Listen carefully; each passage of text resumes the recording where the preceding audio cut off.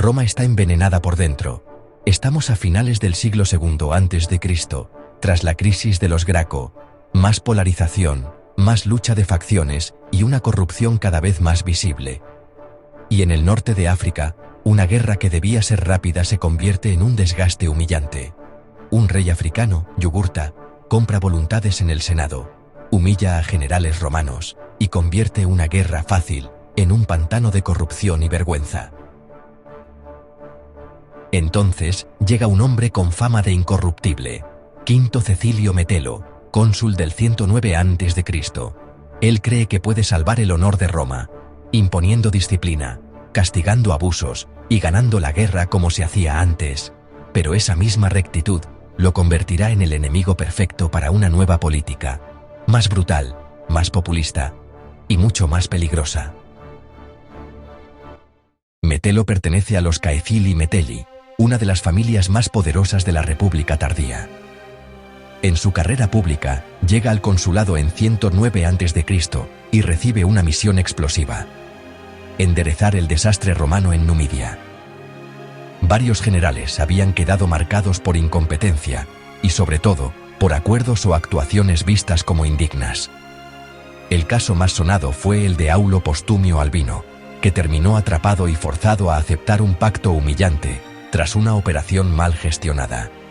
Porque Yugurta no solo pelea, compra. Años antes, Roma había quedado manchada por negociaciones vergonzosas y sospechas de sobornos.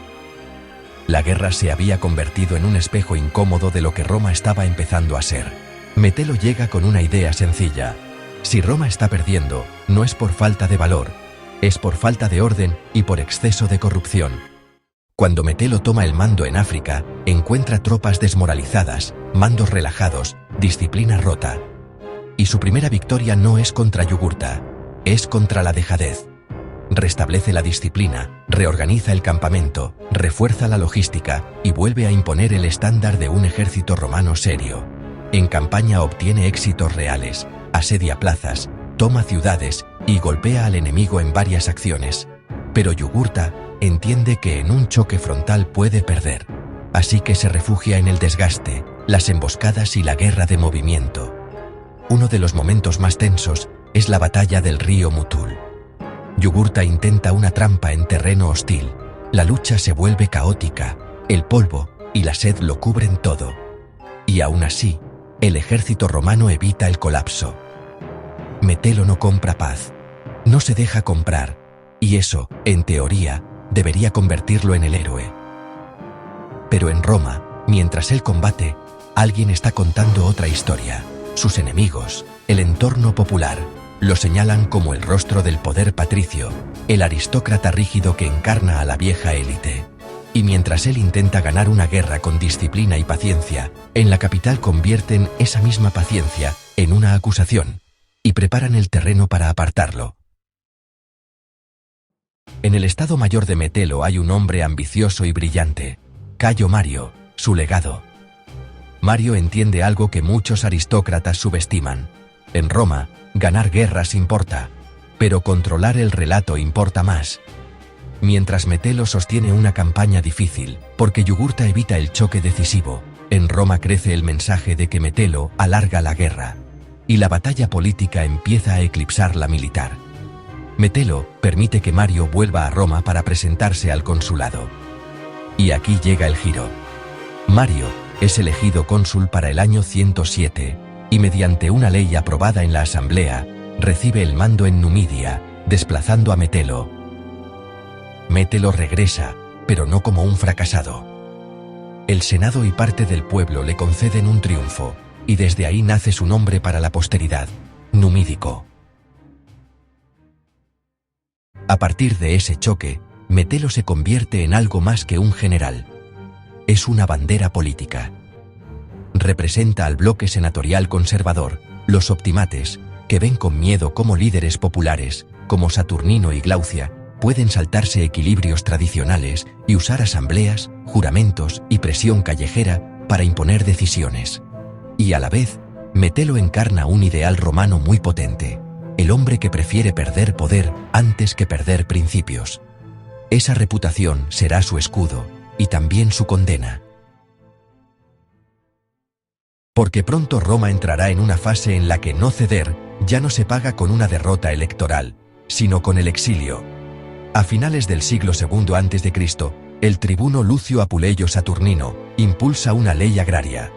La ley incluye una cláusula decisiva: los senadores deben jurar obediencia o sufrir sanciones y expulsión. Metelo se niega. No porque ignore el peligro, sino porque considera que ese juramento, impuesto bajo presión política y amenaza, rompe el equilibrio constitucional y convierte la obediencia en un acto de miedo. Y entonces toma una decisión dramática: se marcha voluntariamente al exilio para evitar que Roma se hunda en violencia por su causa. La tradición sitúa su exilio en Rodas. Lo asombroso es lo que ocurre después. La ciudad que lo expulsa empieza a echarlo de menos. Roma es un nido de violencia. Saturnino cae asesinado, así como algunos de sus seguidores. El clima cambia. Se tramitan propuestas para el retorno de Metelo. Pero la pregunta es esta: cuando un hombre se convierte en símbolo, ¿Roma permite que vuelva sin cobrar la deuda? Finalmente, Metelo es llamado de vuelta y regresa a Roma alrededor del año 99. Metelo ya no domina la escena como antes. La República está cambiando.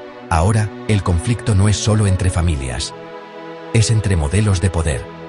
Y ese camino llevará, con el tiempo, a guerras civiles. Metelo Numídico muere en los años 90 a.C., cuando Roma ya se desliza hacia una década de crisis.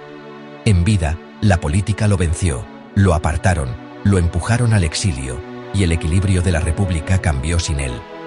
Pero en la memoria ocurre lo contrario. Queda como símbolo de integridad el hombre que prefirió perder poder antes que jurar bajo presión. Y su propio legado familiar lo confirma. Su hijo, Metelo Pío, convierte su regreso en una bandera. Metelo Numídico no es el hombre que acabó con Yugurta. Es el hombre que intentó salvar algo más difícil: la idea de que Roma podía gobernarse sin venderse. Y su vida plantea la pregunta incómoda: cuando un sistema empieza a pudrirse, ¿la integridad es una virtud o es una sentencia? Si quieres más biografías de la República con esta tensión, honor, ambición y derrumbe, suscríbete a Crónicas de la República y activa la campana, porque lo que viene después ya no es una crisis, es el principio del final.